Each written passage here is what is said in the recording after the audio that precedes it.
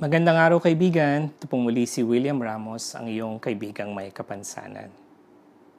Kaibigan, saklot ba ang puso mo ng mga pangamba, ng nerbiyos, ng pagdududa tungkol sa kinabukasan o kung saan kamay ng Diyos manggagaling ang mga ipang-provide mo sa iyong pamilya?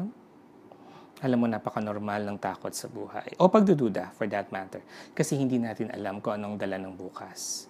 Pero sana magkaroon tayo ng assurance that with God, who always knows kung ano yung mga pangangailangan natin, would provide. Bigyan mo ang sarili mo ng kapayapaan, knowing that God is always there by your side.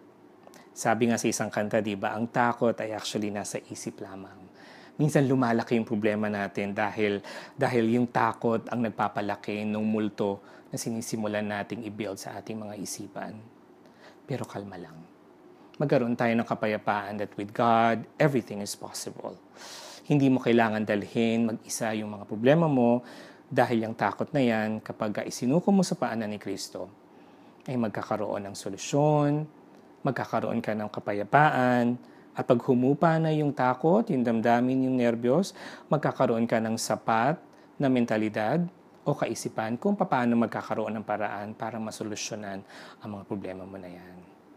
So yun ang kaibigan ng payo ko sa iyo, manalig ka, huwag matakot, at laging magtiwala sa Diyos. Ito pong muli si William. Maraming salamat at hanggang sa muli.